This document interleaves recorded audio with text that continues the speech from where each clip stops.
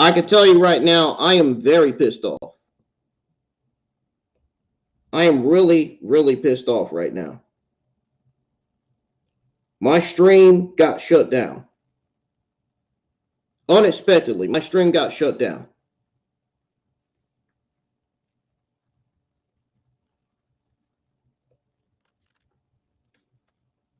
This is embarrassing. This is embarrassing, dude. Really, really embarrassing.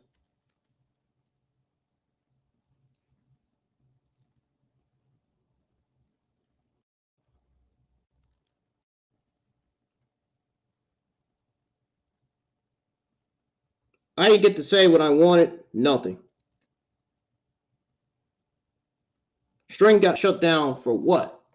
What did I do? What did I say?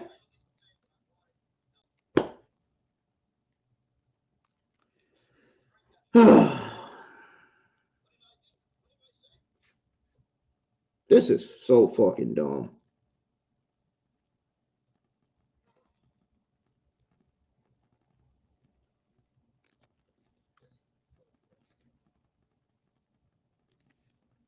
My stream got shut down, y'all. My stream got shut down unexpectedly by Restream.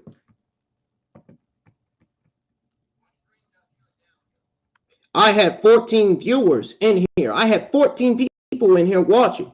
And my stream got... Why?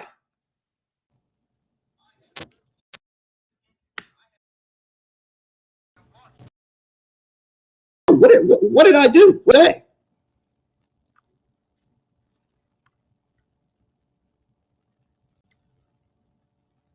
Just like that. Stream shut down unexpectedly, man.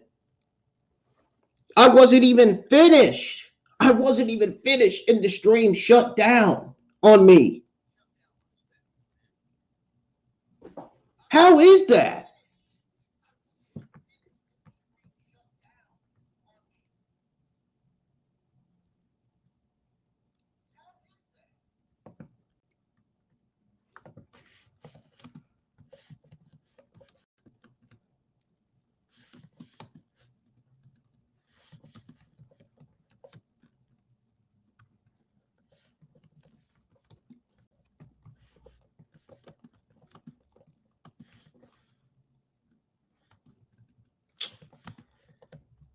Oh my God, dude. I got shut down. For what?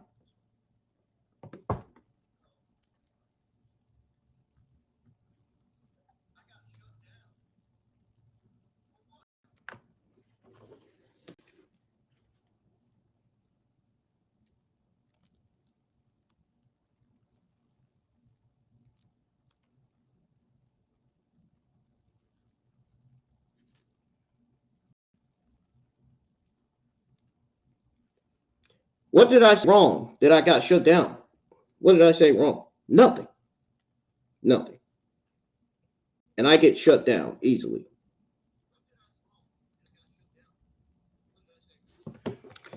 Guys, we're going to go ahead and continue the Monday Night Raw review. We're going to go ahead and continue the Raw War 30th anniversary.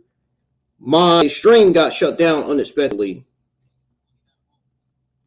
I don't understand why, and I'm trying to figure out why it got shut down.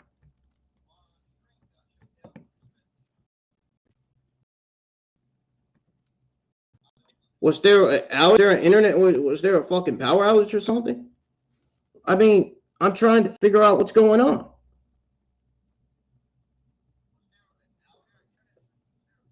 What the fuck is going on? Why did my stream just get shut down? Can somebody tell me something here?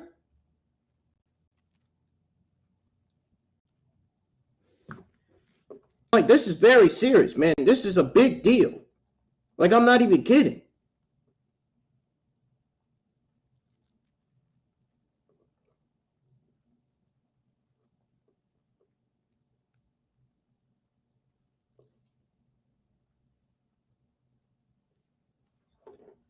Man, that just ruined my day, man.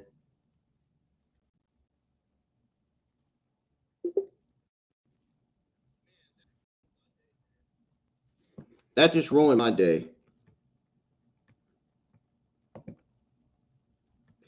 That just ruined my day, man.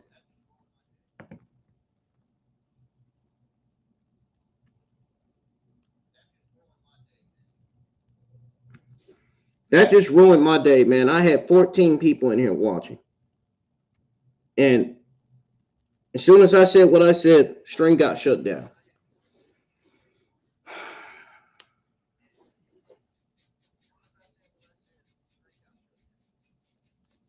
This sucks.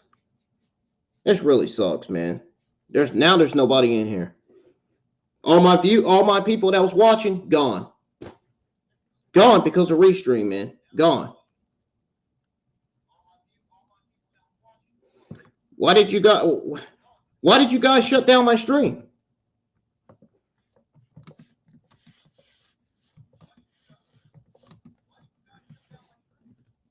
Why'd you guys let my stream get shut down?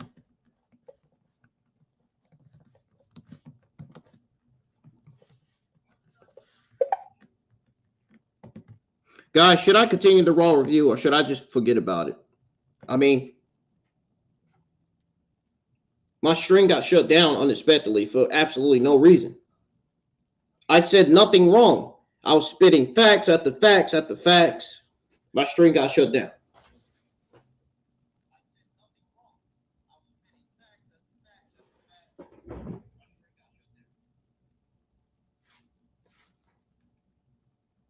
Guys, the stream that I was just, the Monday Night Raw review that I was just live with,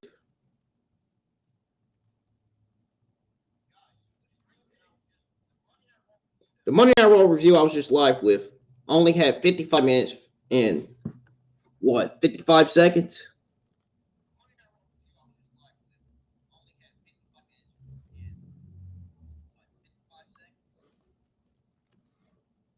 I had to contact Restream. 55 minutes and 9 seconds.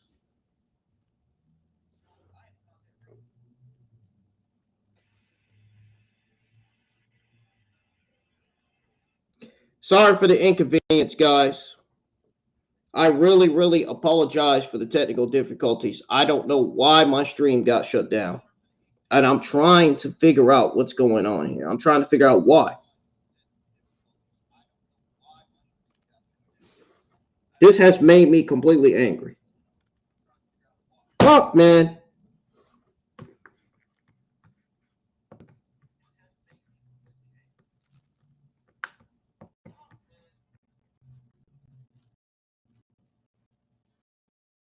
So we're going to continue on with the Raw War 30th anniversary, January 4, 2023 review, because I don't know what the fuck happened.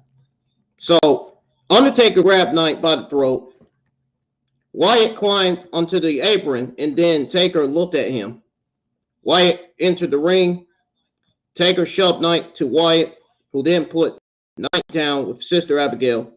Taker and Wyatt looked at one another, and the fans, holy shit. Taker approached. Wyatt spoke into his ear off the mic. Taker left the ring and drove his motorcycle to the back. Now, it was really cool to see Taker and Wyatt share the ring. And a fun moment to see Taker in American badass mode for the night. And it was good for LA Knight, who seemed to be on the verge of being released at one point, to being a heel of that segment.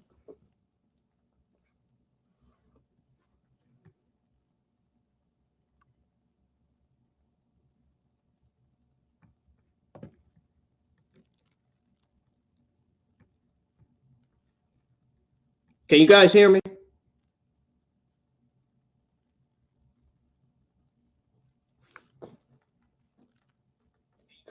Okay, I'll just make sure. I guess I had my volume down on my phone. I didn't realize it. Anyways, because I got distracted by my stream, my Monday Night Raw review getting shut down.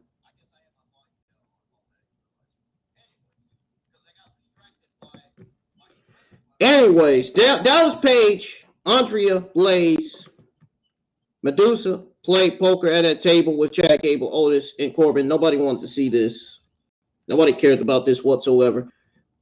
And WWE needs to get Baron Corbin his Lone Wolf character back. Give Baron Corbin his Lone Wolf gimmick back should be trending right now. Johnny Gargano, Candice LeRae, and Dexter Lumis were shown together near the table.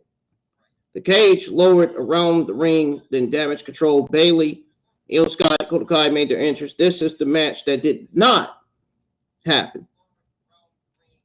If you booked the match and you didn't let it happen, why would you book it? I literally said that on the stream that got shut down. That's dumb to book a match that never happened. That's why the fans were quiet in the first place. It's probably why the fans booed Bayley and Becky Lynch, because of the match. It didn't happen. Bayley headed to the ring during a picture-in-picture break. Some Philadelphia imagery was shown, and then Patrick hyped the Nikki Bella Says I Do series for E! Network.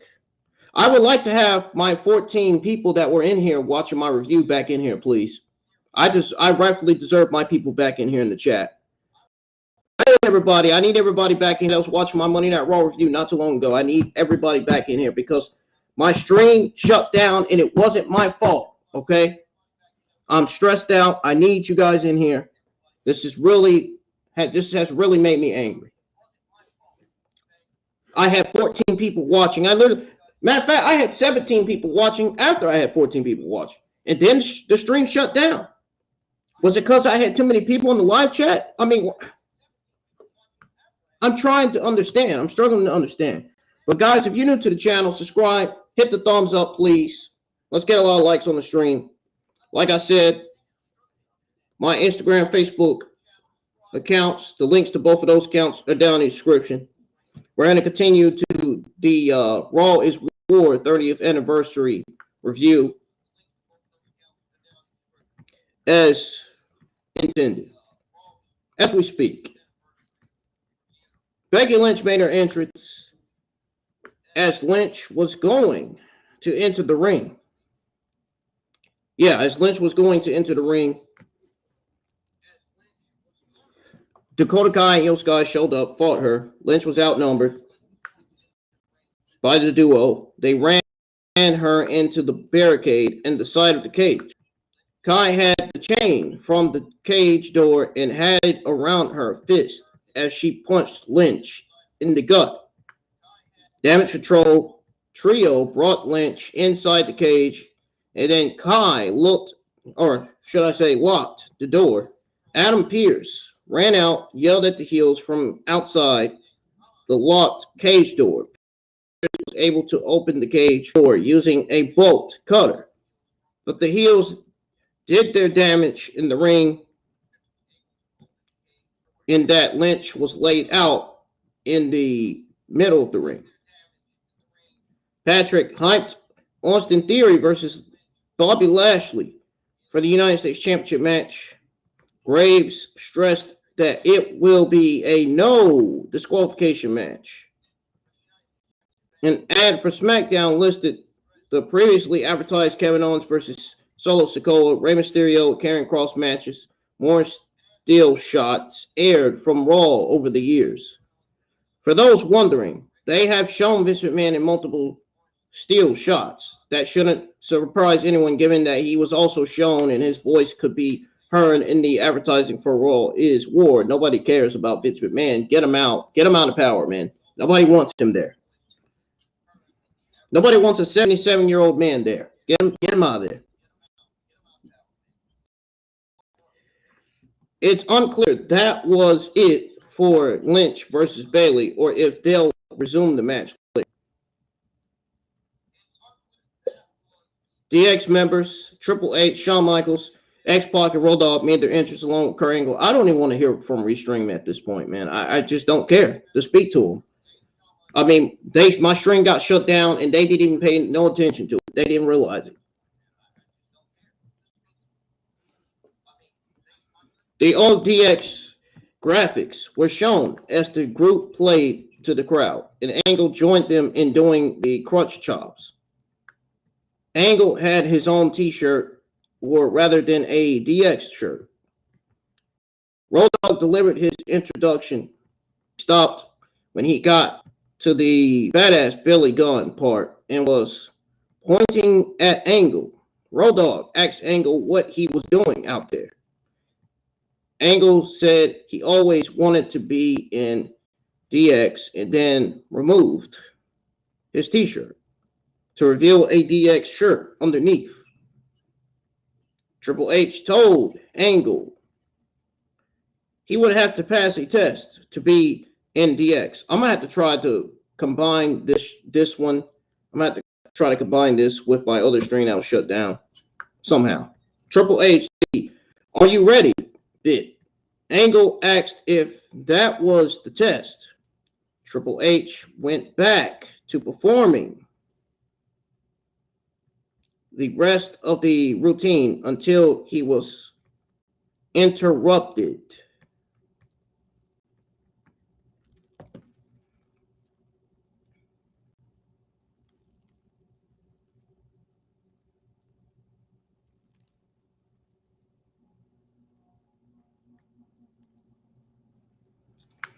Okay, Restream just told me that a few other users have reported similar issues around the same time. So we're going to open an investigation with our developers to see what happened. I believe it should be okay, but please let me know if you're still noticing any issues after refreshing the browser. I'll follow up and I'll follow up with you once we have more information. Thank you for your patience. You know, if there's anything I can assist you with. Seems like I'm not the only one that's experiencing these issues. A few other users for Restream are experiencing issues too, like I am. Look at that. No wonder. No wonder.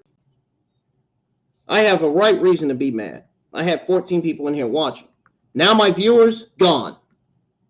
Gone. Gone because my stream got shut down for absolutely no reason. Something shut down the stream. And Restream is investigating it now.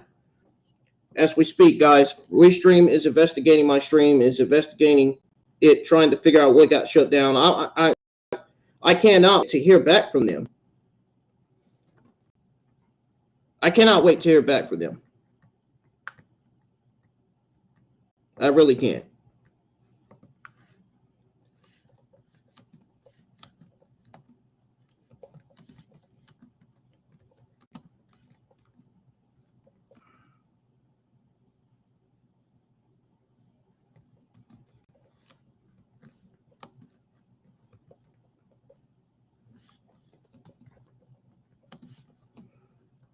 No, I got mad. My stream got shut down. I got pissed. No, I was pissed earlier. My stream got shut down, man. I was in the middle of reviewing Raw and my stream got shut down. My stream got freaking shut down. No reason.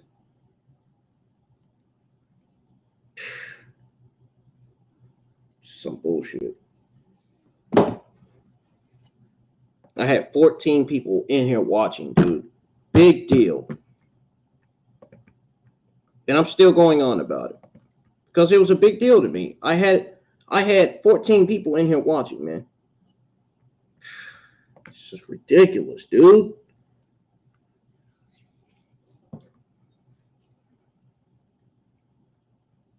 How am I going to get all my 14 viewers back? How am I going to get all of my people in here back in here, man? How? With a stream shutting down. Now Restream is investigating what's the cause of me and the other users' streams shutting down. Whatever, man. That really caught me off guard, man. That really distracted me. You guys just don't know how distracted I got.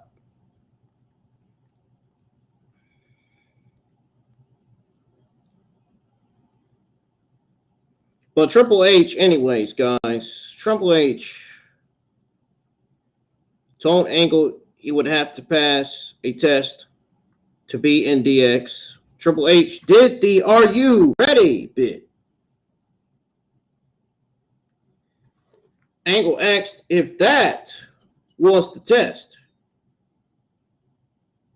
Triple H went back to performing the rest of the routine until he was interrupted. Imperium's entrance music played, stopped Triple H in his tracks. Gunther, Louis Kaiser, Giovanni Vinci made their entrance. Joint DX in the ring. Shame on you for all that filth and nonsense. Kaiser said Gunther scolded DX for making a mockery of the sport. Gunther said he was going to kick them out of the ring unless any of one of you is going to do something about it. Triple H stepped up and got in Gunther's face. I'm retired, dude. Triple H said before backing down. Triple H looked to Michaels, and then an HBK chant broke out. Michaels said he's too old. X-Pac said he had a bad case of shin splits. Road Dogg said he wasn't fooling anyone and wasn't going to fight anyone. The DX members huddled. Kurt said he'd fight you. Triple H said to laughs. Angle immediately said he would not. Triple H said they were in a jam and he wished there was someone who wanted to come out and fight Imperium. Someone's entrance music played and made his entrance to a strong reaction. X-Pac said there's only one of Rollins and 3 members of Imperium. If only there was a team that could help even the score, Pac said. The Street Profits, Montez Ford, and Angelo Dawkins made their entrance dressed in Philadelphia 76ers gear, should I say, because Dawkins couldn't show his face in Cincinnati if he wore Eagles gear, while the Bengals are still in playoffs. Triple H said there were 3 on each side and wished there was someone who could come out and make sense of the situation. Teddy Long made his entrance, announced Imperium versus Rollins, Ford, and Dawkins. A 6-man tag team match. Michaels said they would need someone who could keep all the chaos under control. DX huddled again. Angle interrupted them, said he had an idea. Angle removed his DX t-shirt to reveal a red, white, and blue referenced shirt. See, I got distracted, man. See, I don't even know what I'm saying now. Got distracted by the stream shutting down. Triple H said he had a great idea. What if Angle was the special referee? Michaels said if you weren't down with the 6-man tag match, then they had 2 words for you. This was a really fun segment, especially the fact that I'm pretty sure we all got a kick out of Triple H stepping up to Gunther and then backing down. Angle stepping in for Billy Gunn and Teddy booking the 6 match. So we got Seth Rollins, Montez Ford, and Angelo Dawkins versus Imperium's Louis Kaiser, Gunther, and Giovanni Vinci.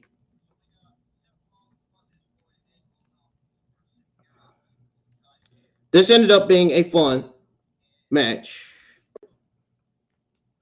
Everyone had their chances to get in and work for a couple of minutes, but the main showdown was between Rollins and Gunther. The action they finally picked up after the commercial break. We saw some big dives, few cool double team spots before Rollins got the win with a stomp to Vinci. That was pretty much it.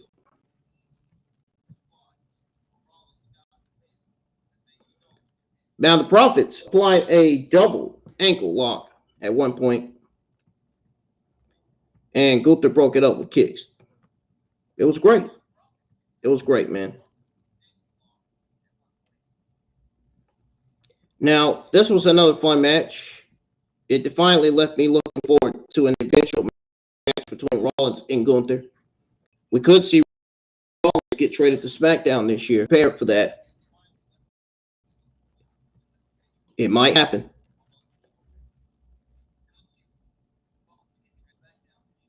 We could see Rollins get traded to SmackDown this year, man. We could. The poker party continued backstage. And Corbin showed 4 aces, which made Ted DiBiase slam his cards down and walk away. Corbin and JBL started to pick up their winnings. Nobody cares.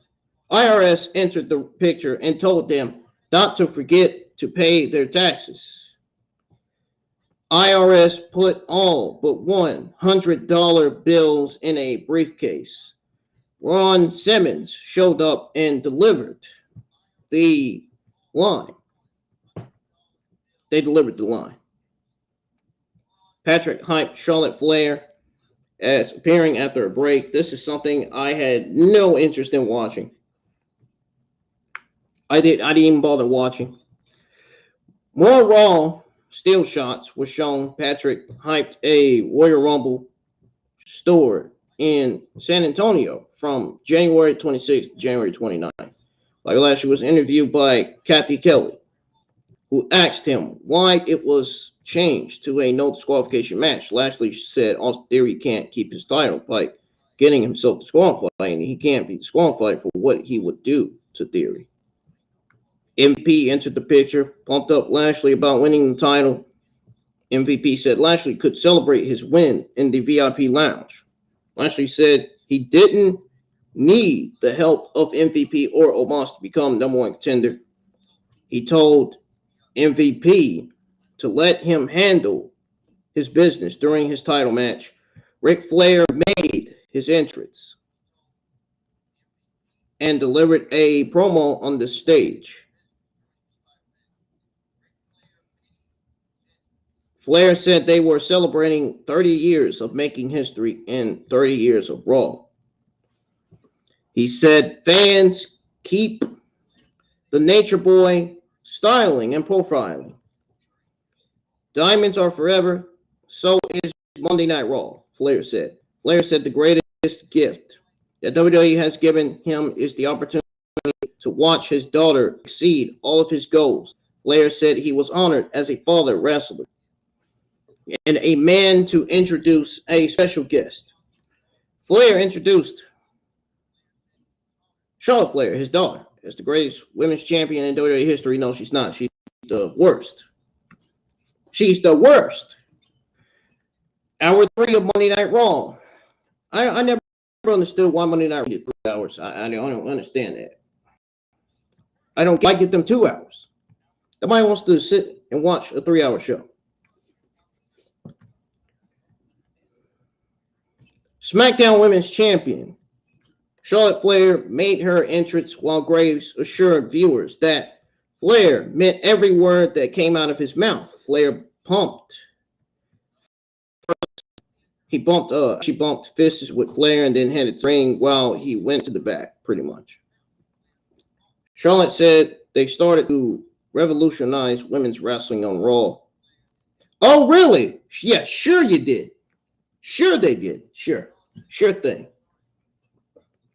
Meanwhile, we're seeing Sonya Deville getting buried for the second week in a row. I mean, how do you think that's cool?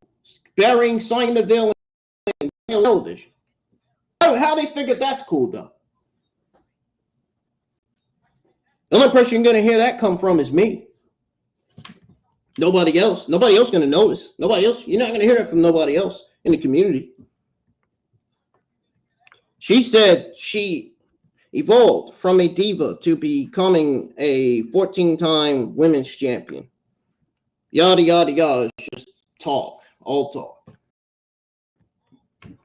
She said she did it while facing names such as Ronda Rousey, Nikki Bella, Brie Bella, Asuka, and Rhea Ripley. Charlotte said it's because of them that she's able to call herself the most decorated women's athlete. She said she's the SmackDown Women's Champion, but Raw will always be her home. Raw Women's Champion, Raw Women's Champion, Bianca Belair, made her entrance and joined Flair inside the ring. Belair said Raw is her show, and she does everything she can do to make it the greatest show on television. Sonya Deville's entrance music interrupted. Deville walked out, spoke about what a historic night it is. She asked if it was really necessary for Charlotte to have her daddy give her a big introduction for a show that she's not even wanted in. She's not even wanted in. Deville called Belair delusional. I wish she was saying that to Charlotte Flair. That's the person she needs to be saying that to. Charlotte Flair is not wanted on Raw or SmackDown. Get him out. Get her out, man. Nobody gives a fuck about Charlotte. She is terrible in the ring. She is the worst SmackDown Women's Champion of all time. Get her off TV. Nobody wants Charlotte Flair there. WWE certainly doesn't need Charlotte Flair. I mean, she won all the championships in the company. Why? Why do you need her again? Why? So she can obliterate and ruin the SmackDown and Raw women's divisions? Great. Yeah, great. Give me a break. Give me a break with this stupidity, man.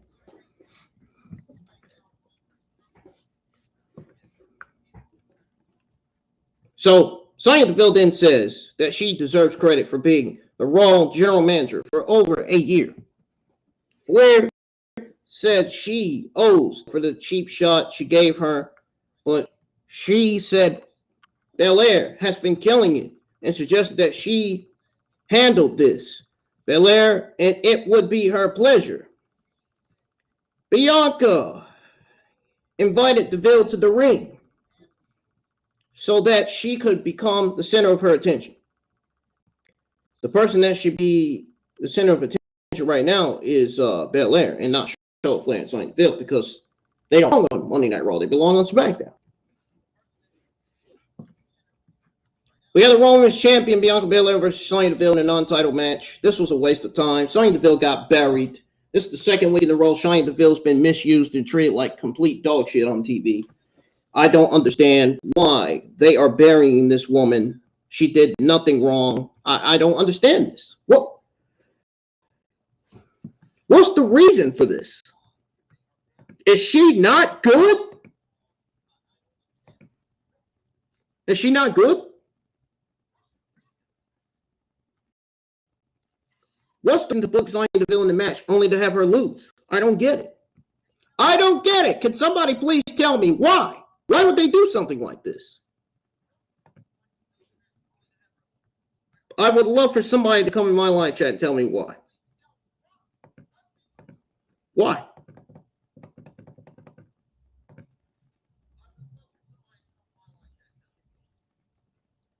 I really don't understand the logic here. I don't. I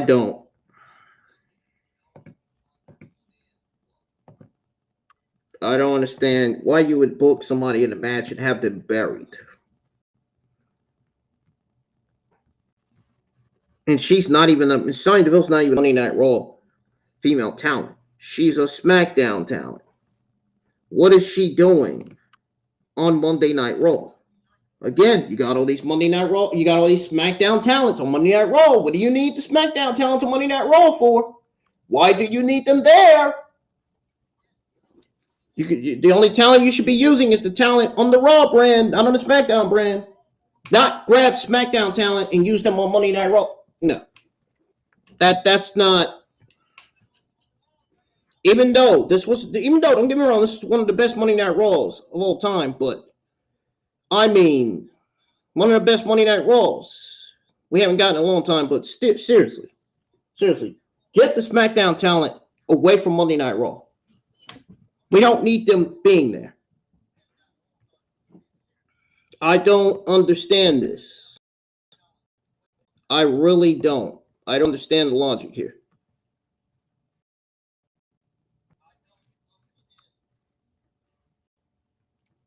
I really don't understand why you would do this. Why you would do something stupid like this. I don't get it.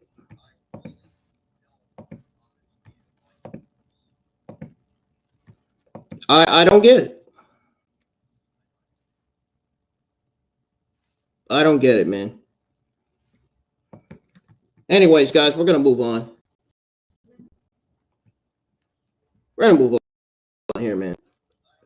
Because I'm just sick and tired. I'm just sick and tired of talking about this.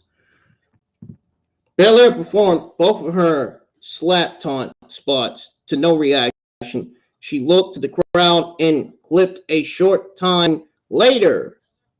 It still didn't get much of a reaction.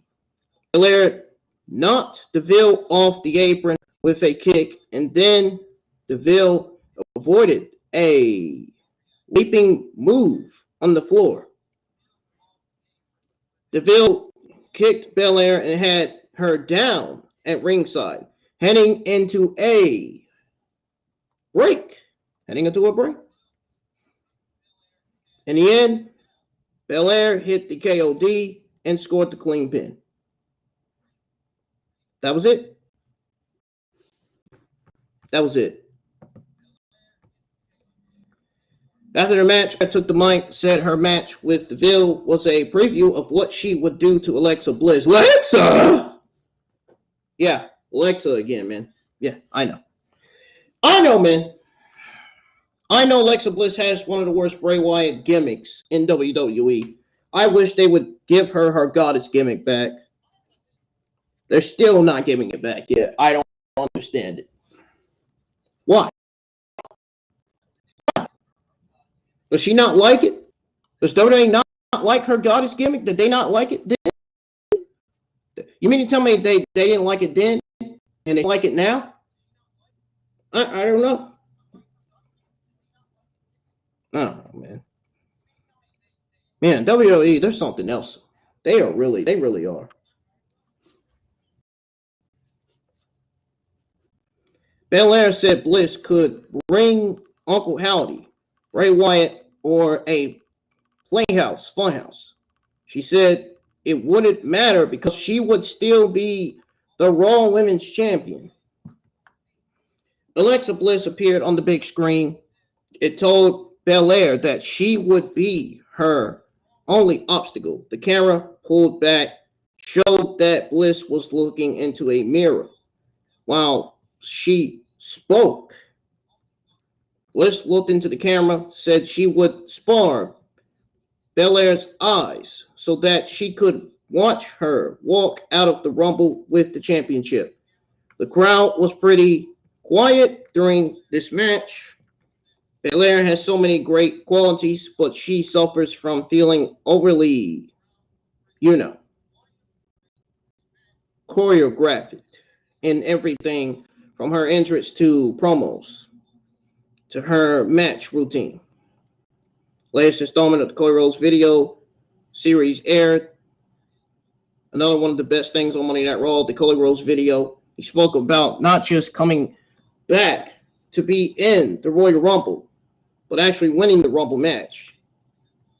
He said he's in the prime of his career, and it was taken away by the injury.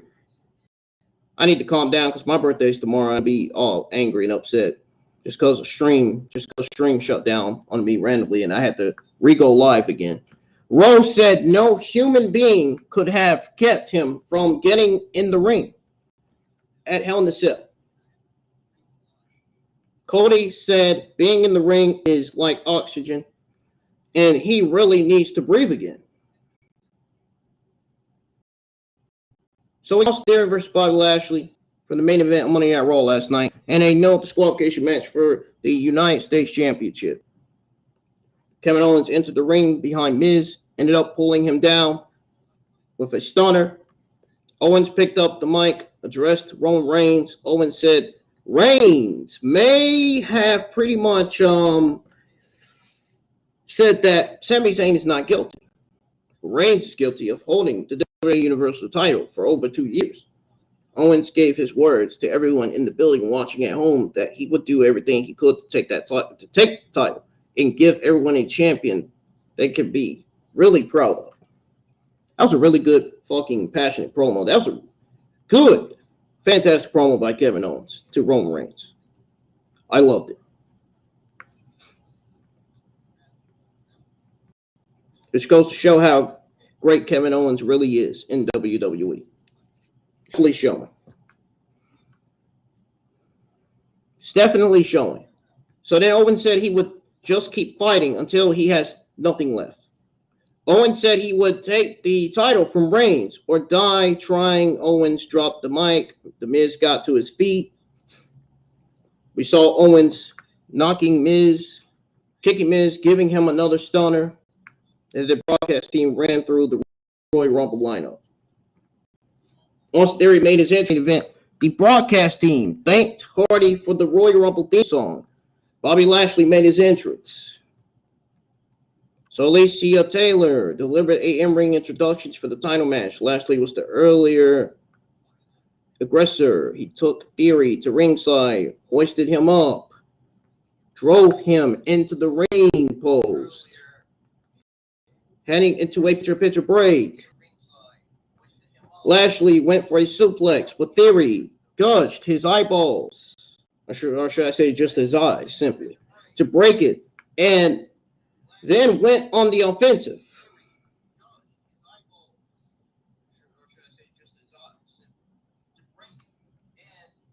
Oh, and then on top of that,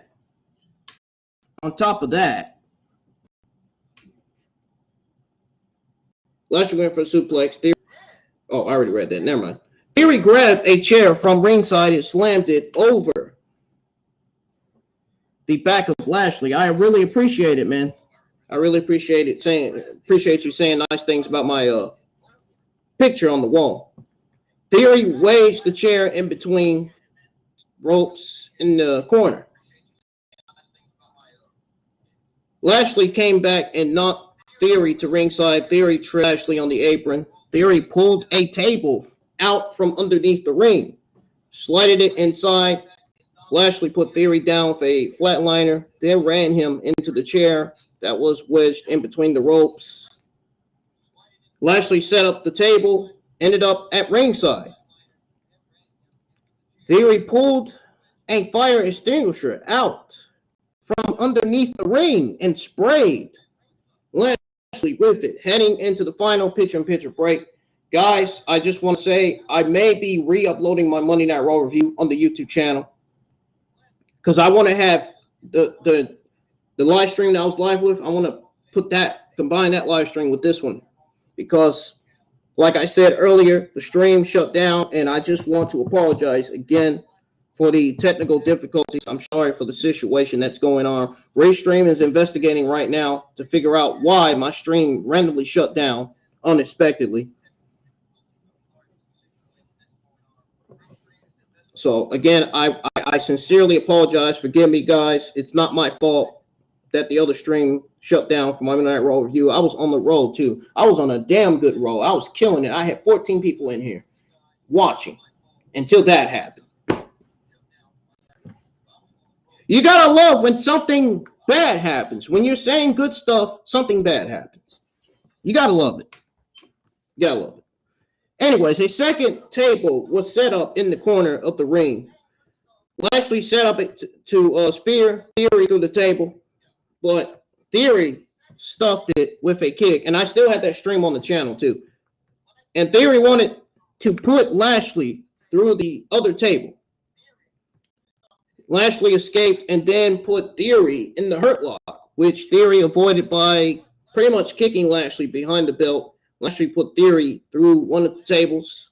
Brock Lesnar's entrance music played, and he made his entrance while both men were actually down. Lesnar entered the ring and performed an F5, and Lashley broadcast team questioned what Lashley has against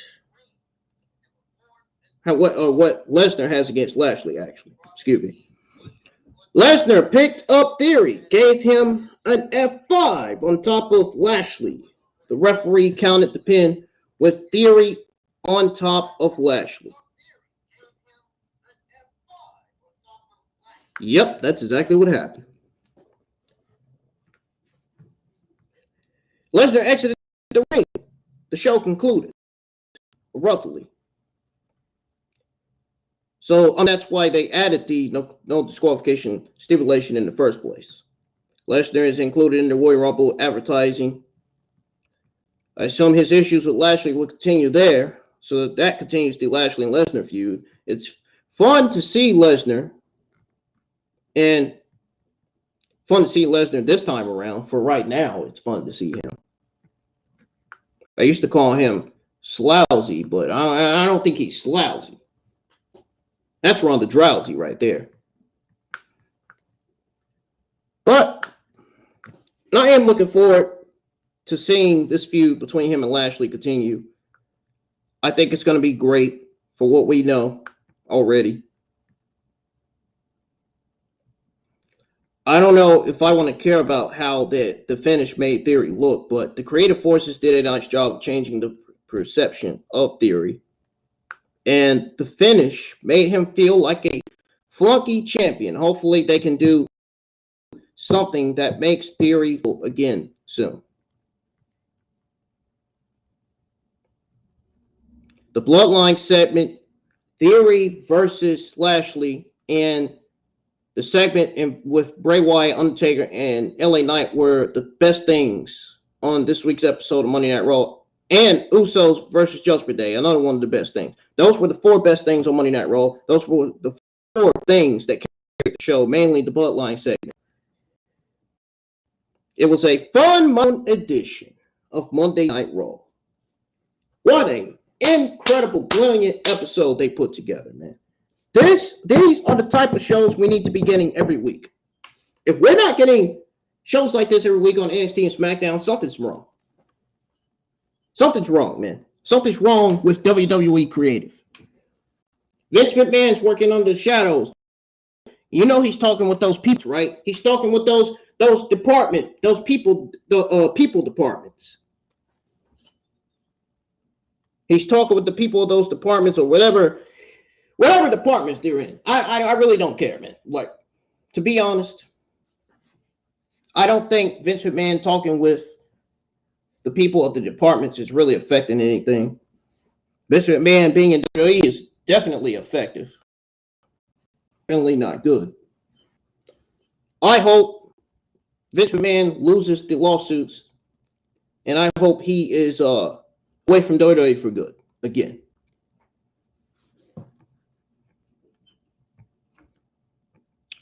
All right, guys, I'm going to take a 3-4 minute break. I'll be back.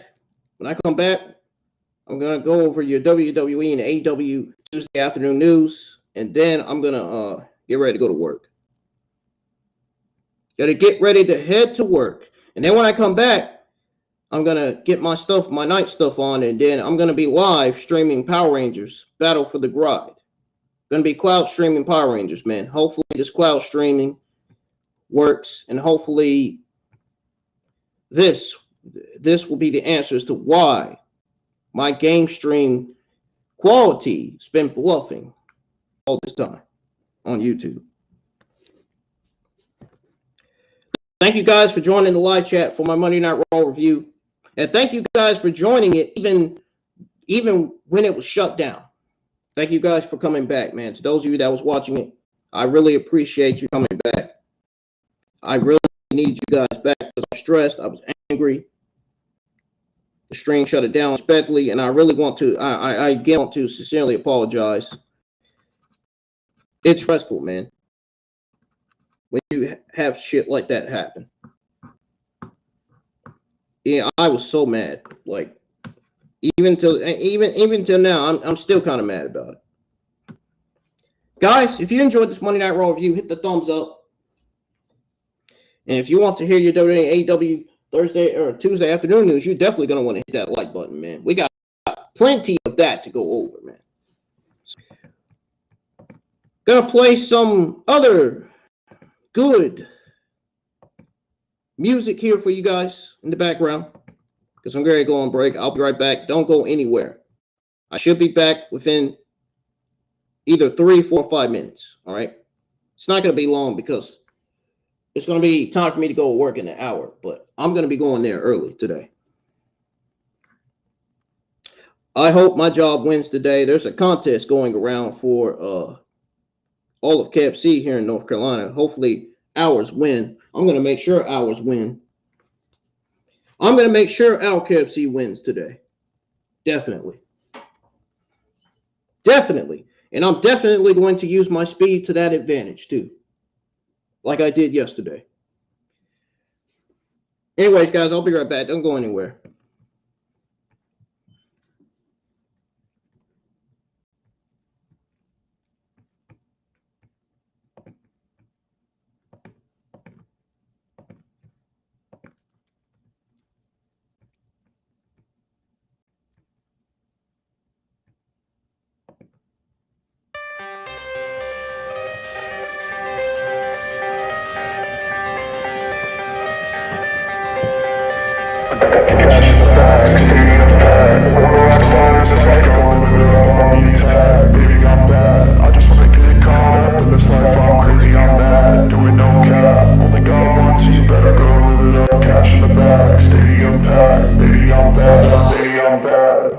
I just wanna stay back, stay mad, shit by my shoulder cause they treat me like an outcast. I ain't gonna take that, stay back, I'll be swinging on till the hits come in all caps. I ain't gonna lay back, pray that someone's gonna help me, ain't nobody like that. I ain't gonna wait, that's all fact, give me one shot, then I'll never get the throne back. I'm sick of being cautious, I'ma go cause something and stop this. I'ma steal everybody's name, call it shoplift. Sick of hearing everyone complain when they thoughtless. Face the pain, it's like candy canes. It makes me go change into a better frame, into a better name. Society, we all live for cash in the bag, the impact. Born a rock star, life gon' live it up on me back. Baby, I'm bad, I just wanna get caught up in this life. I'm crazy, I'm mad, do it no cap. You better go live it up, cash in the bag, stick out. Baby, I'm bad, baby, I'm bad.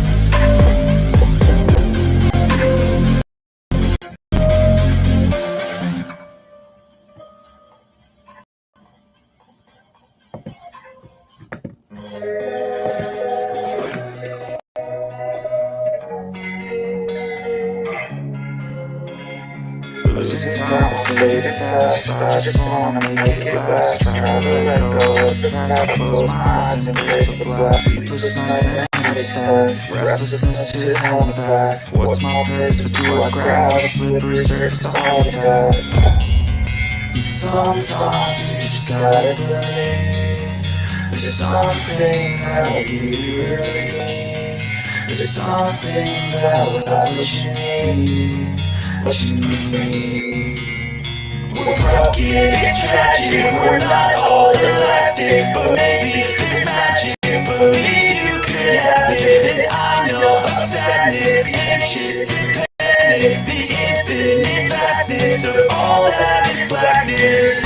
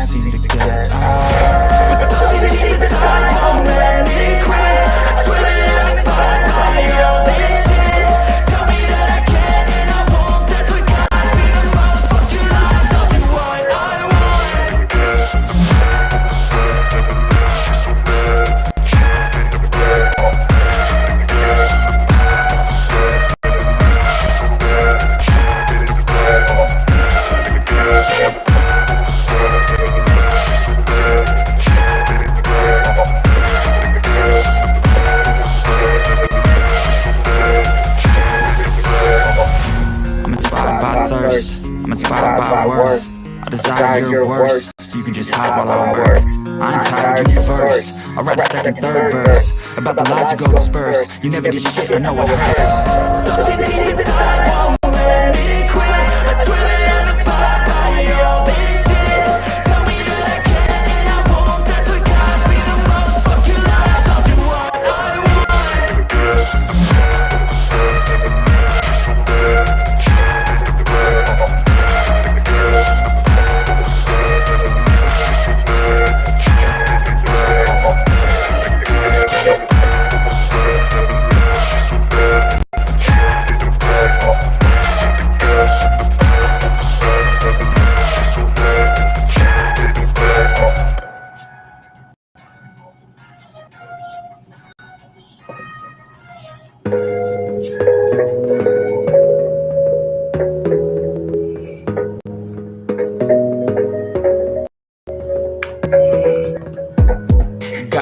On yourself, on your faith, on your dreams, on your mind, on your health, yeah.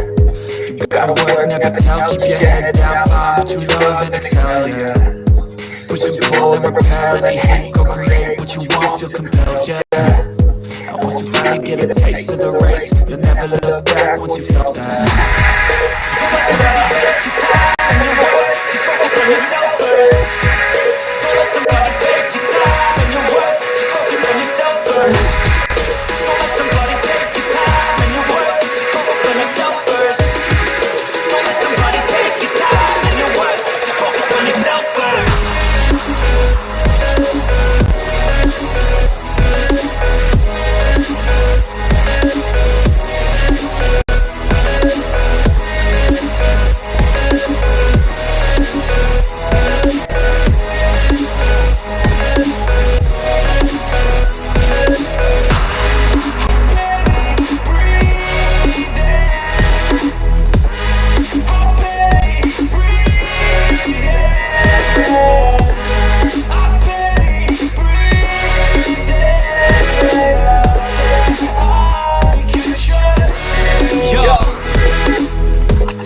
Others way before myself, yeah. I guess that's why I feel like I go through hell, damn. Wasting time on your dreams instead of mine, yeah. About to turn this franchise around on a dime, man.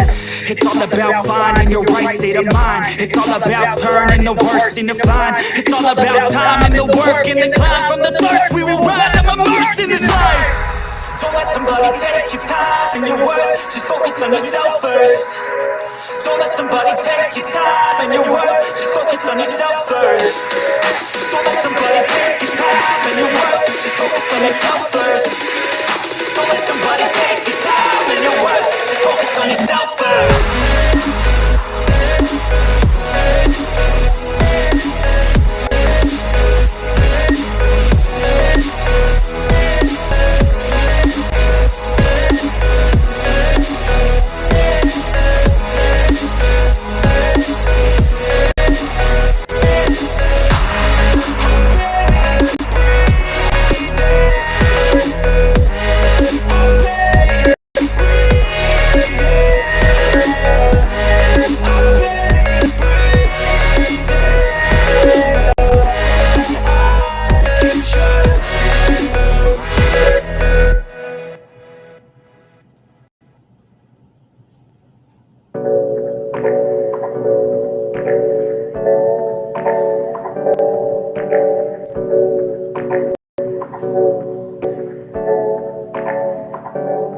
Hey, I got something to say.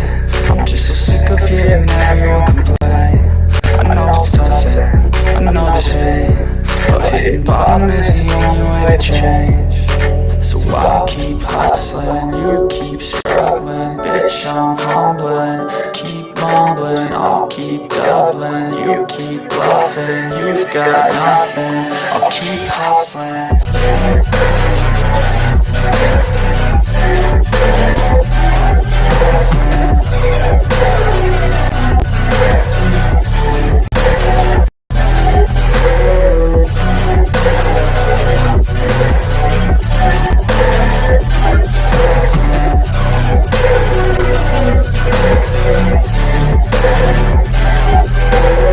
I've seen a lot of people who don't know what work is. I've seen a lot of people Yes, I've had a taste of evil and tried to kick sickness,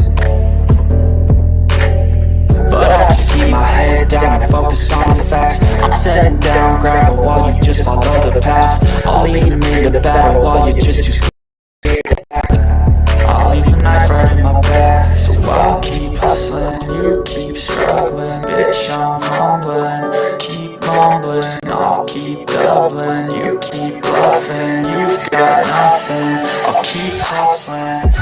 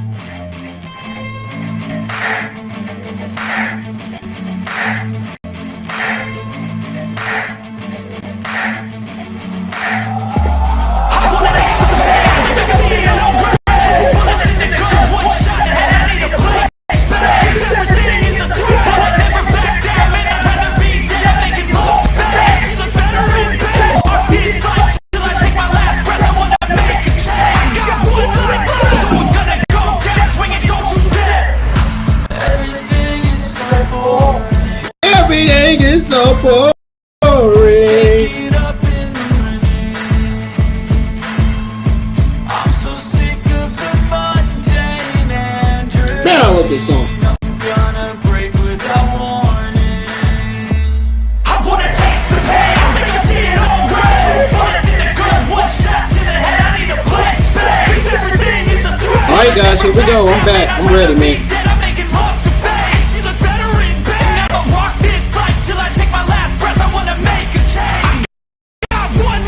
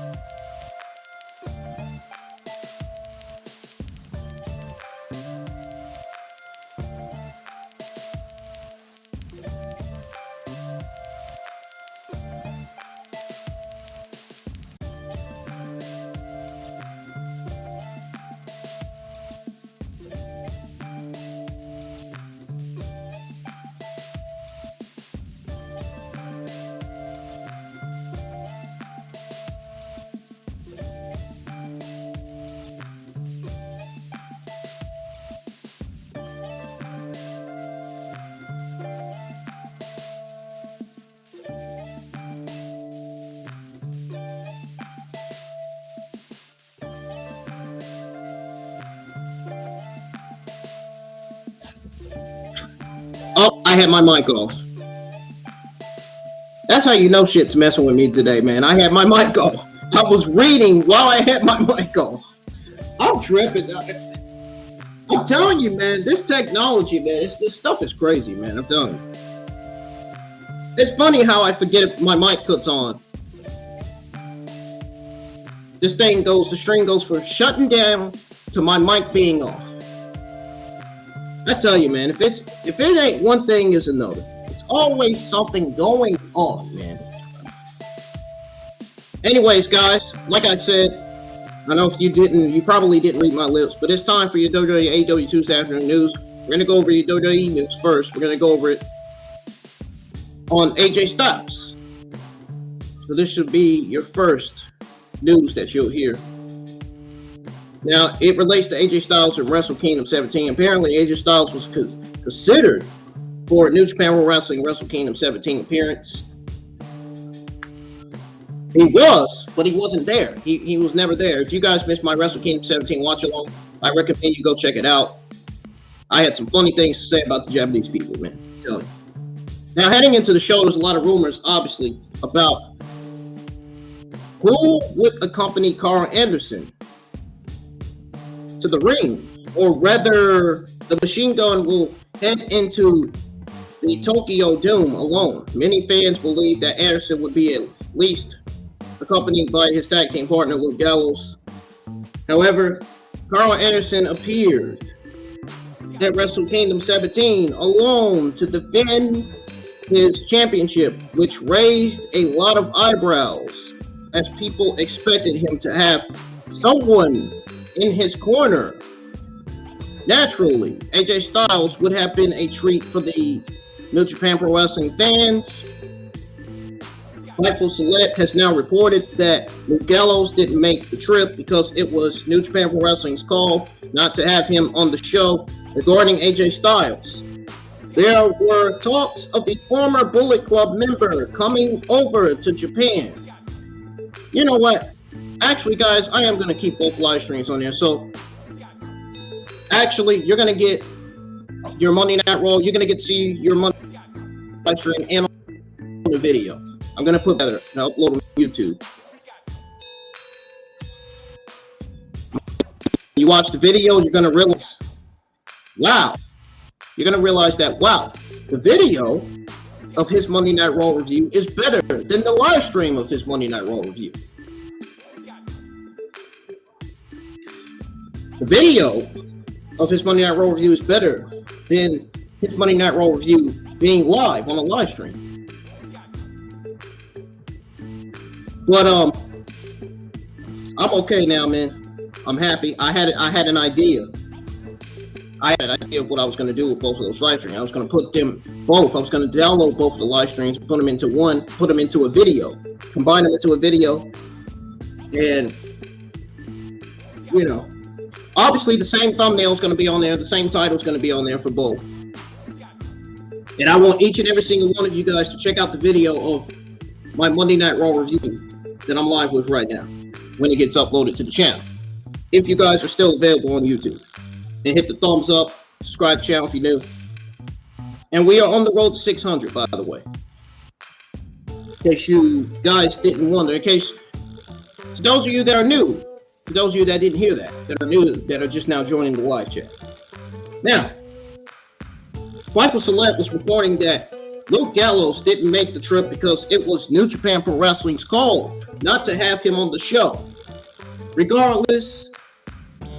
Regarding AJ Styles, there were talks of the former Bullet Club member coming over to Japan. Hey, my audio's working again. Look at that. Everybody can hear me. For now, it is. Rocky Romero informed Fightful that Styles himself thought it would be cool. It would be a cool idea for him to go to Japan. If it were up to the later, he would have been there. However, Rocky Romero mentioned that there were never any official plans for it to happen. It ended up being a moot point since AJ Styles broke his ankle a week before Wrestle Kingdom. He has been unable to travel due to the severity of the injury. He hasn't even been seen on WWE television since. It says here, and I quote from Fightful,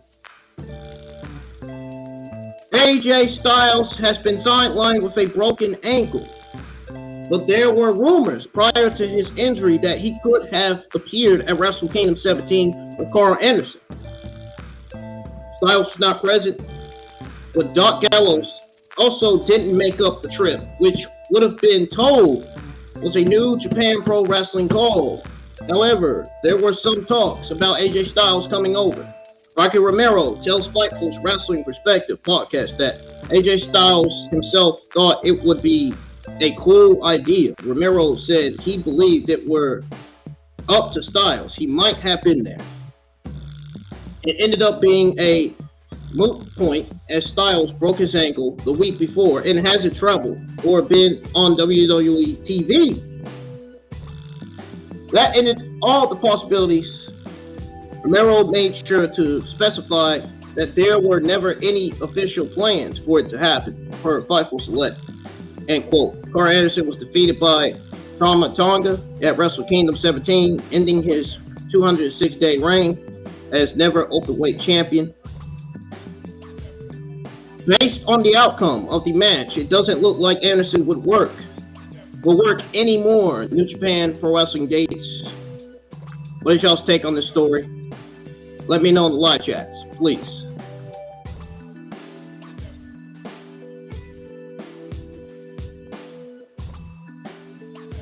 Next, we have news on Anthony Bowens. I'm going to go ahead and give that out, even though that's AEW news on the WWE page website. It shouldn't be on there. I don't know what it's doing on there.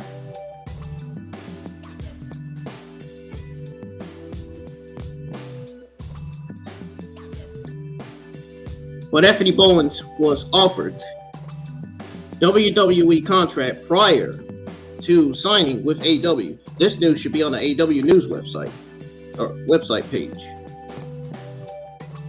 Typical ringside news, you know they always put the wrong freaking news articles on their website, man. They do that.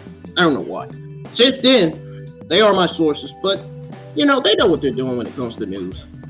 They're really good at giving the exclusives too. But since then, Anthony Bowens and Matt Caster, Anthony Bowens and Matt Caster were the fastest growing homegrown tag team in AEW.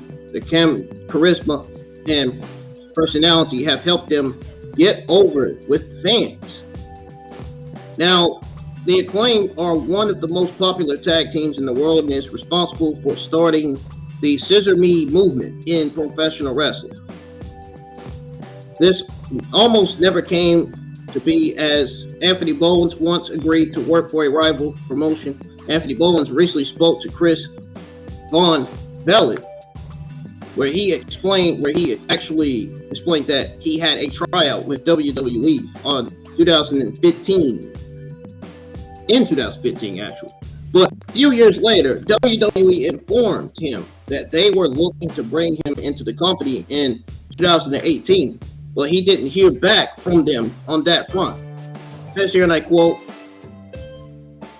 "So I had a tryout with them, WWE, in 2015 at the Arnold Classic. I did well enough there, added myself and Bianca Belair to the Performance Century.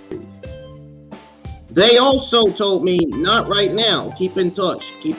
And then randomly in 2017,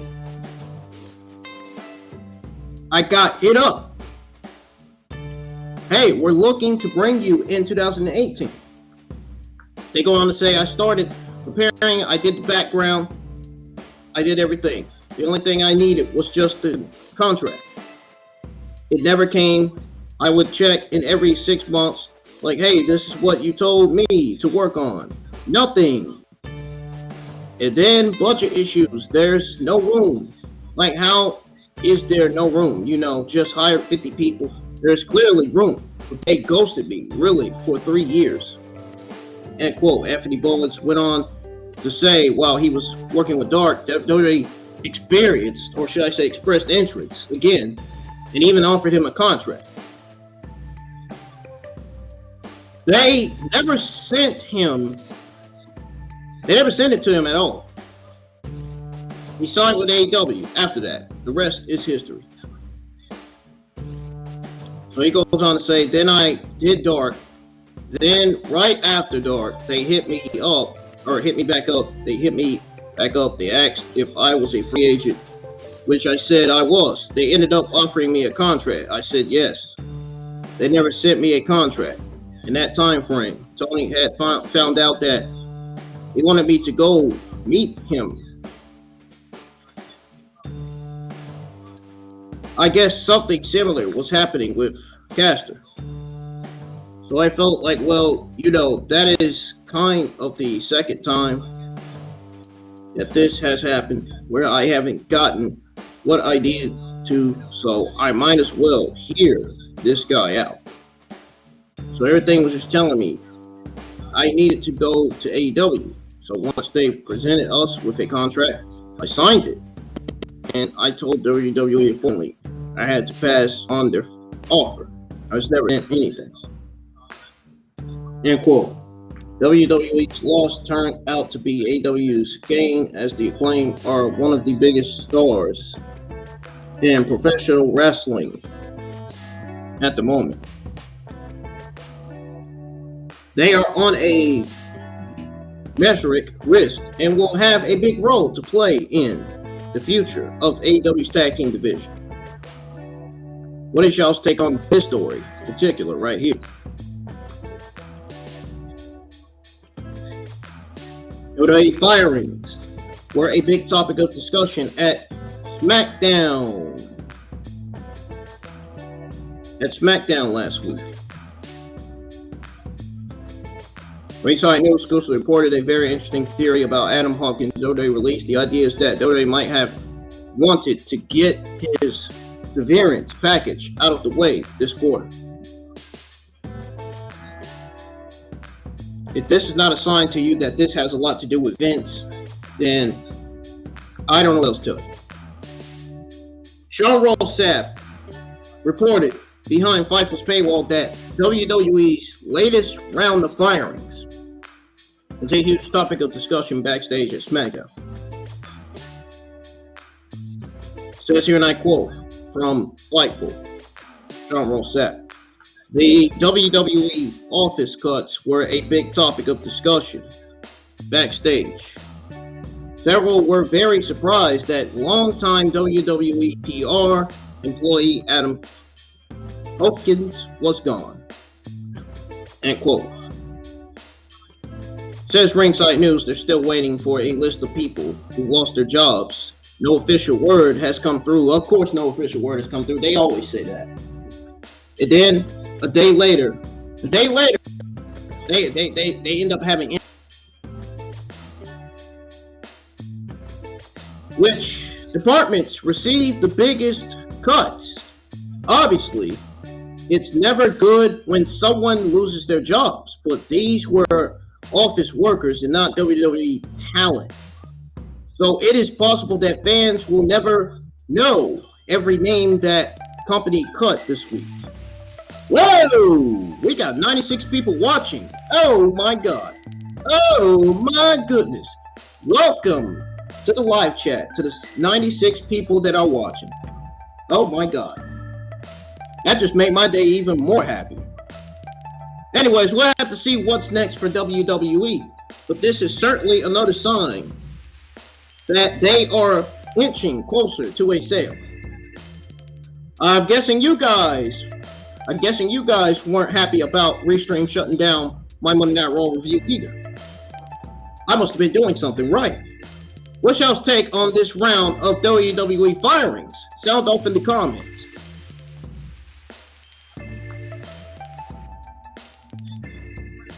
WWE breaks impressive records with SmackDown this week. Sean Ross Sapp again. Sean Ross Sapp. It's always Fightful. What else is new? Look, Sean Ross Sapp reported behind Fightful's paywall that WWE taunted some big numbers during SmackDown this week. In fact, this week's SmackDown was the largest growing or should I say grossing, that's a better one, grossing blue brand event in the city's history. Says here, and I quote, according to internal live event reports, SmackDown in Detroit, grossing SmackDown in the city ever. WWE is garnering a lot of attention right now, especially with the road to WrestleMania kicking off at the Royal Rumble on January 28th.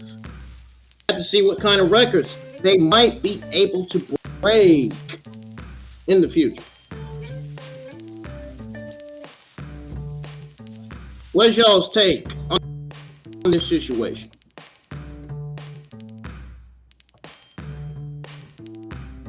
Like they're gonna have to make these situations better than making these situations worse.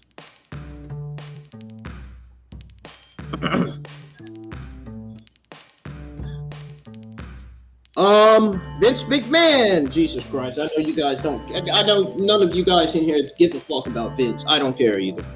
I don't care about Vince McMahon either, man. Well, there's some news on Vince McMahon, unfortunately. We gotta go over it. This is a big deal. It's definitely important. Vince McMahon settling any lawsuits with close to a case as WWE prepares for sale. WWE's 2023 has been a cloud with unexpected moments so far. During Wrestling Observer Radio, Dave Meltzer discussed Vince McMahon settling a lawsuit with Rita Chatterton.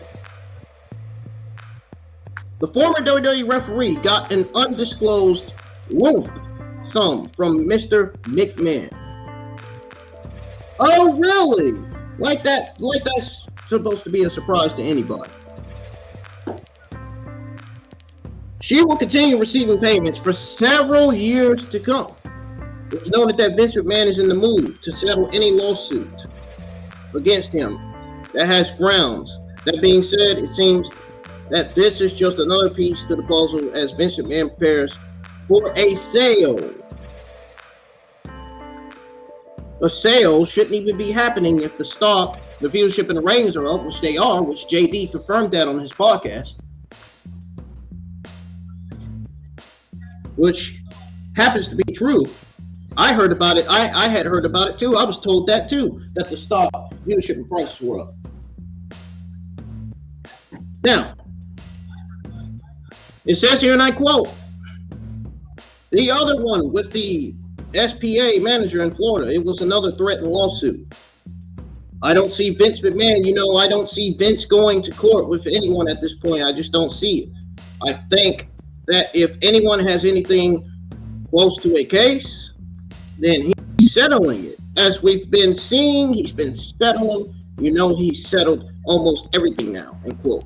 WWE CEO Nick Khan was rather confident that Vince will not have any more allegations come out about him. Only time will tell if they have settled everything, but it seems that Vince McMahon is tying up a lot of loose ends right now.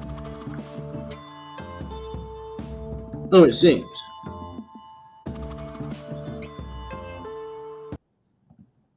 Now, Vince McMahon could sell WWE or make big company decisions without the shareholders' permission.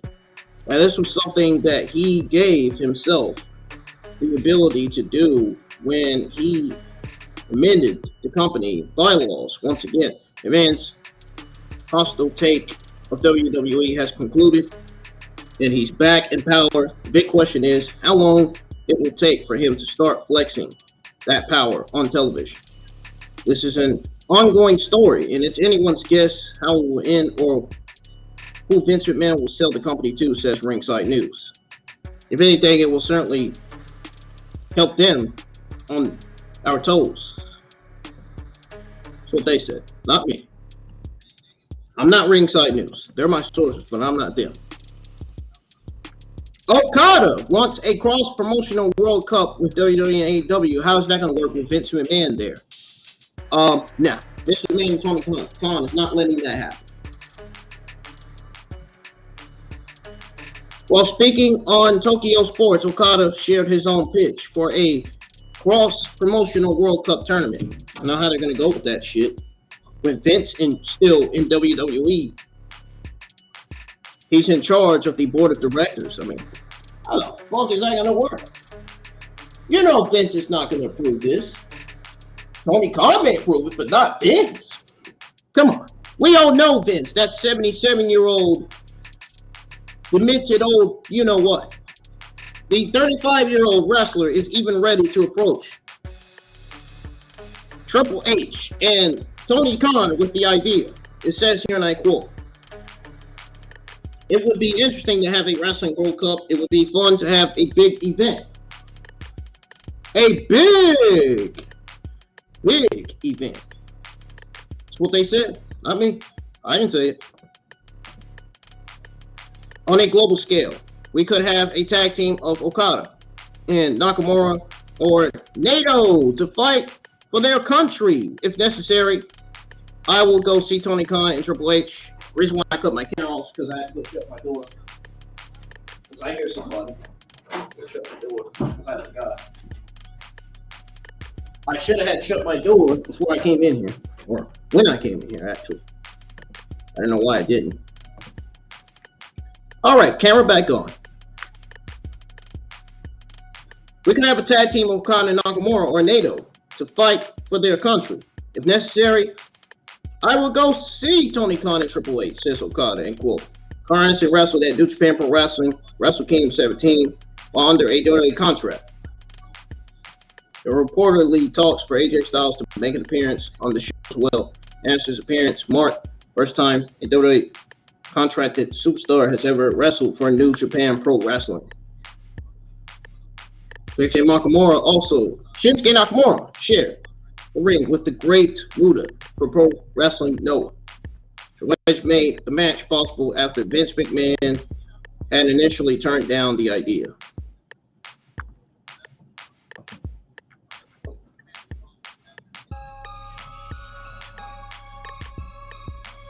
The Rock's WrestleMania 39 status didn't play into WWE changing Raw 30th Anniversary Bloodline segment.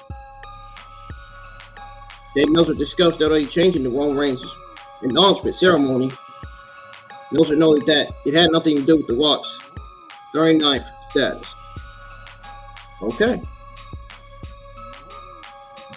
Well,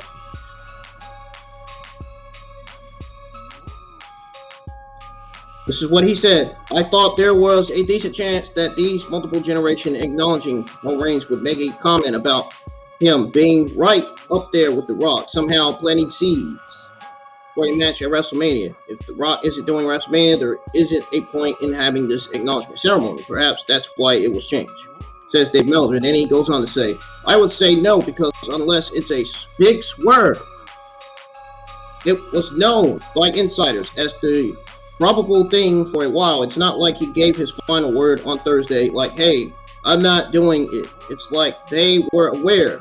I think this change was a change of plans.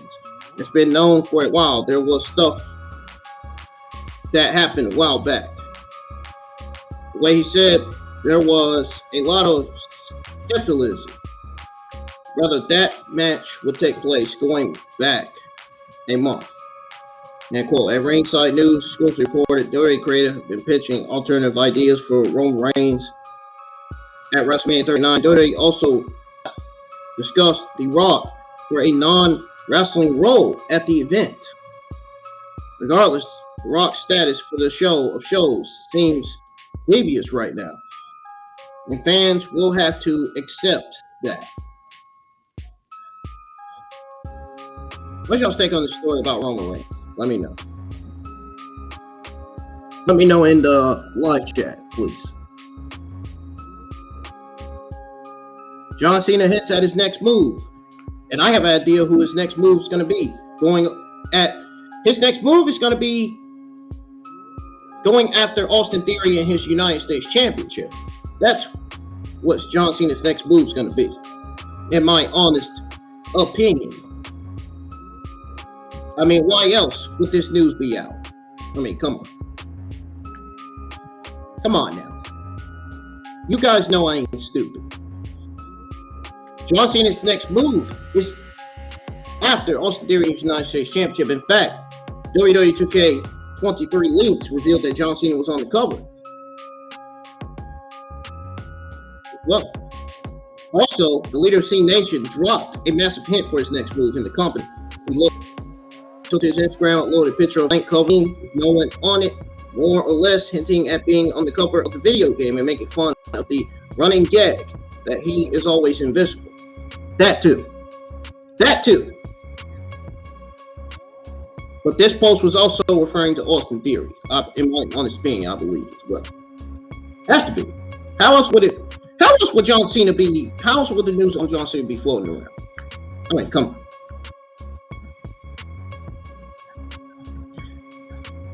Do you guys know how many times John Cena's been on the cover already?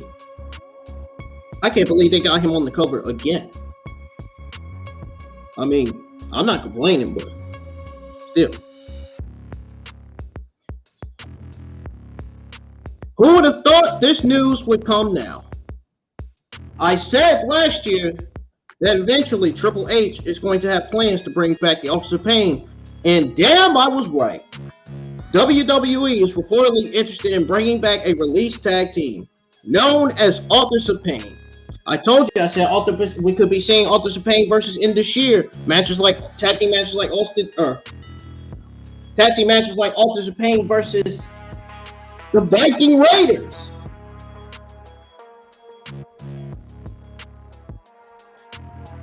We could be seeing the reunion of Otis and Tucker. We could get Heavy Machinery versus Authors of Pain. I think they have plans to bring Tucker back too. I just got that gutsy feeling that they got plans to bring Tucker back. Something tells me they got plans to bring him back. If they got plans to bring AOP back, then chances are they have plans to bring Tucker back to reunite himself with Otis. Do you not know how many months we haven't seen Tucker on TV? He was another release talent that was gone. Fightful Select has learned that the Kane and Razor, collectively known as the Authors of Pain, have been discussed for a potential return to the WWE. Both were an inaugural part of the old brand before being called up to the main roster and getting buried by Vince McMahon and Bruce. It says here, and I quote, in addition, the possibility of their longtime original manager, Paul Errol, was also discussed. He managed them during their NXT run before being abandoned on the main roster. The duo remained close with Erling and got his blessing to name themselves Legion of Pain outside WWE. There were originally rumors Erling didn't want to do main roster travel, which he's refuted, end quote. This is just another set of released WWE superstars that Triple H is considering to bring back. Only time will tell if these inaugural discussions will amount to anything.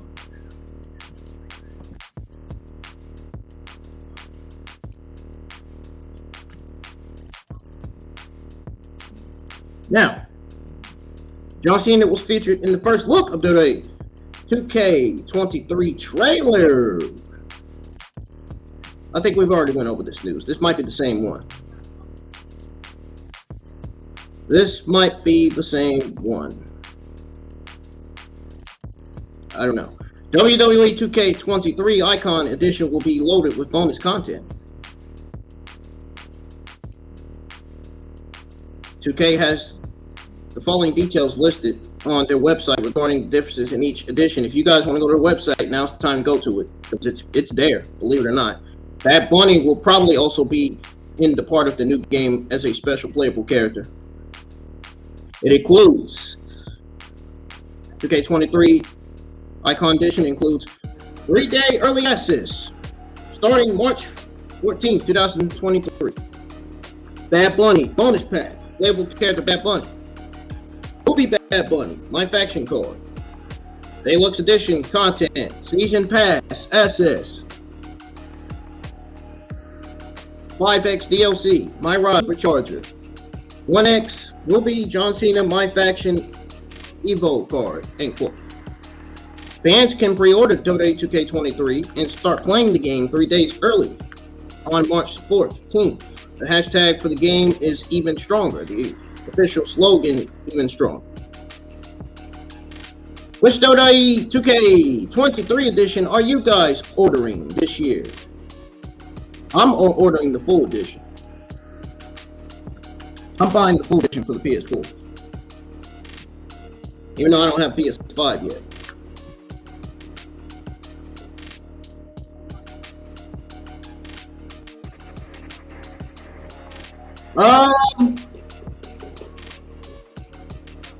WWE 2K also went the extra mile to include War Games in WWE 2K23. More 2K23 news, guys, coming your way right now. WWE and 2K Games revealed more details about WWE 2K23 on Monday. John Cena will be included in showcase mode.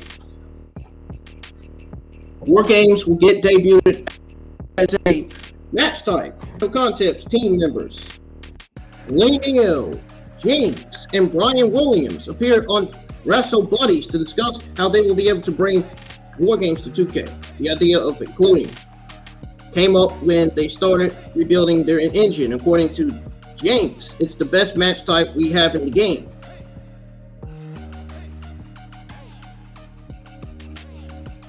Guys, we'll go over that discussion tomorrow. I'll go over this. I'll get this news out tomorrow for you guys. I'll probably give it out during my Power Rangers stream, because I'm going to be streaming Power Rangers Battle of the Grid when I come home.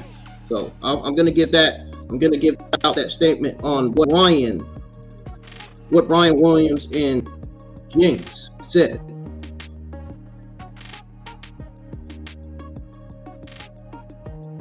All you need to know is that WWE Survivor Series 2022 War Games made its main roster debut with a men's and women's War Games match. Since 2017, the match has been used at NXT events.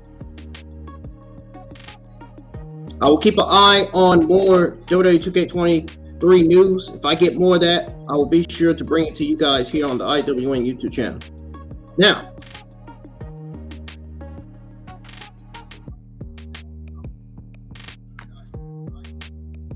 the discussion on what Brian Williams and James said, we're gonna go over that on the game stream, where I'm gonna be streaming Power Rangers, where I'm gonna be cloud streaming Power Rangers Battle of the Grid. All right.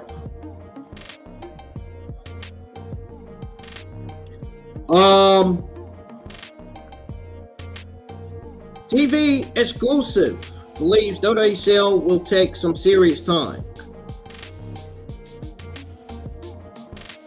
This man's prime reason for the return, says Ringside News, has been the sale of his company to bigger giants. Former WCW exclusive Eric Bischoff discussed the topic with Ryan Fidel, the founder of the channel's classic sports network channel College Sports Television, who claimed that the process of selling the company will be a long one that will take time. During the latest episode of Strictly Business, Eric Bischoff himself believes that Vince McMahon will make a WWE private company again. Fidel explorated on how the current shareholders will have say in McMahon's ability to go ahead with his plan. Now I'm going to go over that on the stream as well, on what he said. So we're going to go over both the 2K23 news that I just went over and this one as well. We're going to go over more news on that. Do you guys think Saudi Arabia will be the one to purchase WWE? Let me know. I am trying to be quick so I can get out of here and get ready to go to work. Sami Zayn was found not guilty on the trial with the Bloodline during Monday Night Raw.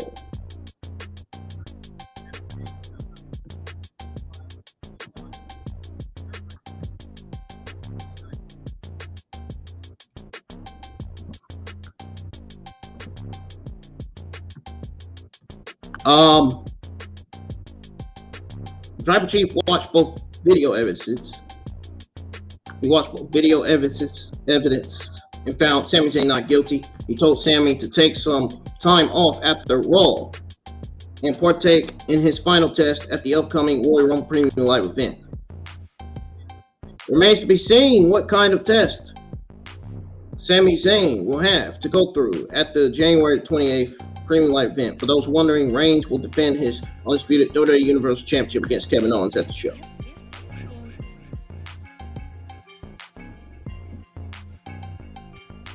Sami Zayn replaced Jimmy Uso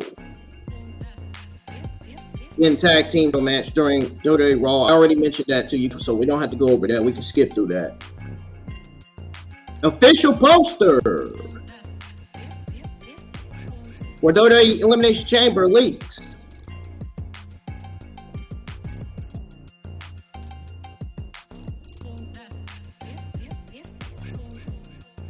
A picture made rounds on the internet shows Sami Zayn's locked up inside the chamber.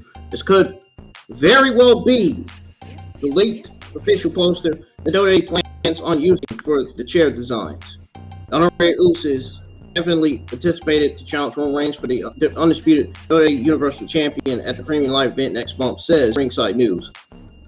Last night's segment between the Bloodline and Sami suggested that the storyline might be coming to an end sooner rather than later, which it is. Now, folks, it is time for your AEW Tuesday afternoon news.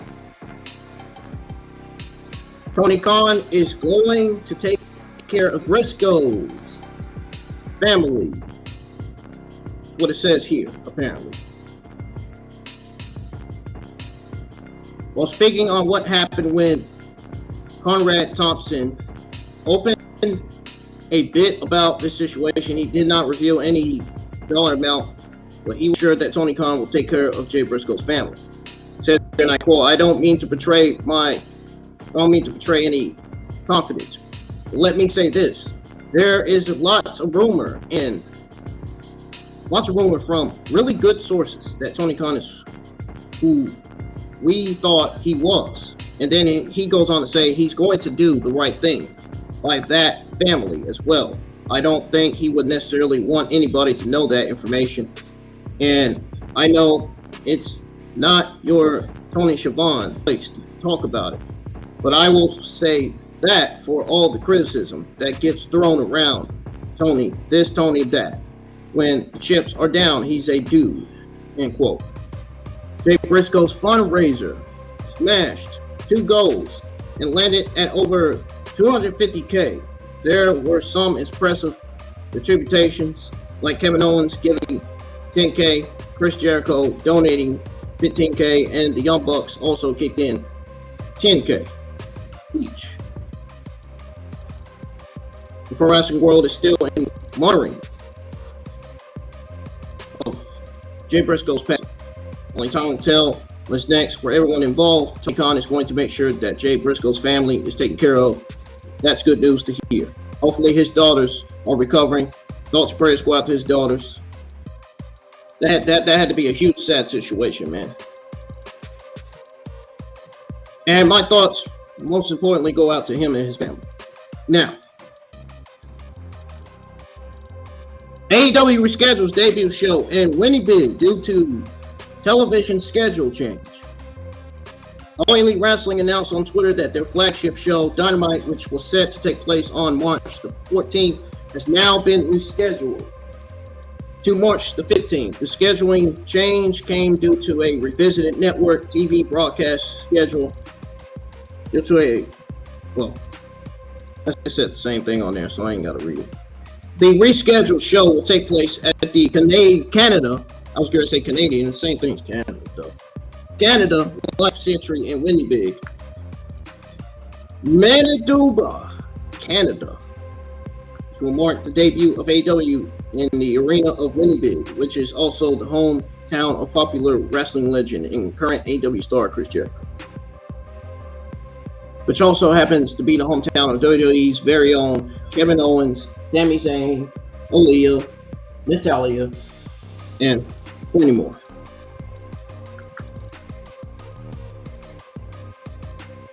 The announcement by AEW also stated that people who have already purchased their tickets can enter the premises with their own tickets being valid. However, those who would be unable to attend or wish to request a refund can do that before February the 5th.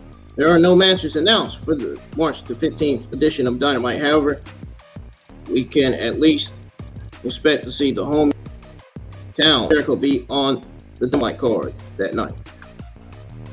So expect to see him on that card, guys, because it's going to happen.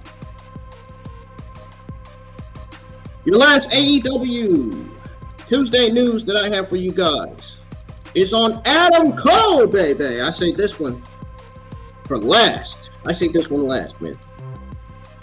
Adam Cole's tenure in NXT came to an end. His run in NXT came to an end in August 2021 after his contract expired. Made his debut in AEW the following month. Cole immediately began carving out his path in AEW with the reformation of his former faction alongside Kyle O'Reilly and Bobby Fish under the name The Undisputed Elite. However, Cole has been dealing with concussion issues for many months now and had been largely off AEW programming. The former NXT champion made his return on the January the 11th AEW Dynamite, announcing that he was ready to compete in the ring.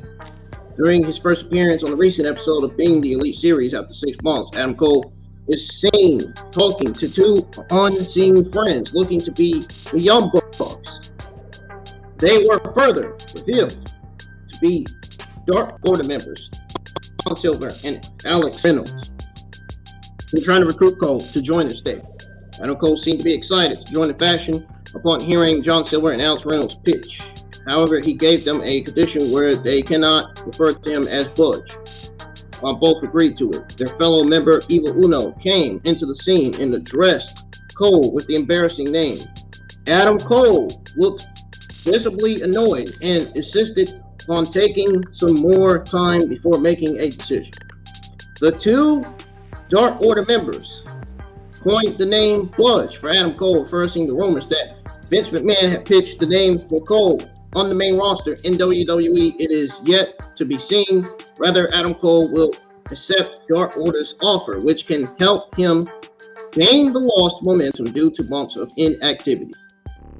Do you guys think Adam Cole will join the Dark Order? Let me know in the live chats. That is going to do it for your WWE and AEW Tuesday afternoon news. I hope you guys enjoyed my Monday Night Raw reviews. I'm going to have both streams combined. The one where the Monday Night Raw review where I was live with, where I didn't get to finish, where it ended up getting shut down unexpectedly due to some technical difficulties. And this one, I'm going to put them both streams together into one video. My intro and outro is going to be on there, and they're going to be uploaded. It's going to be uploaded to YouTube, so be on the lookout. Have on your notifications, push the notify me button. Be on the lookout for that.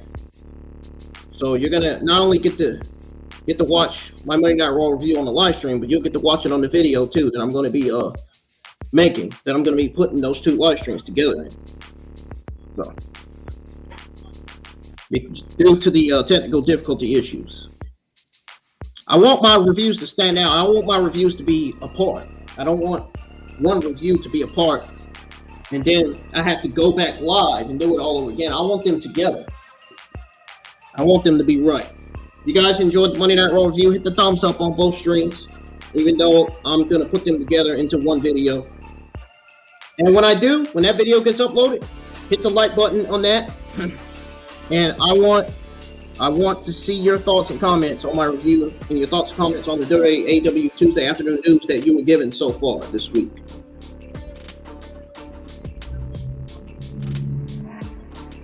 Ladies and gentlemen, thank you so much for joining the live chat.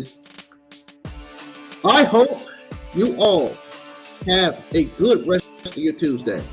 My birthday is tomorrow, by the way. Wish me happy birthday. Yes, I will be on here tomorrow. I don't think I'm going anywhere tomorrow for my birthday. I will be here giving you guys some gaming content. And will we be live? Yes, guys, we'll be live for Dynamite tomorrow.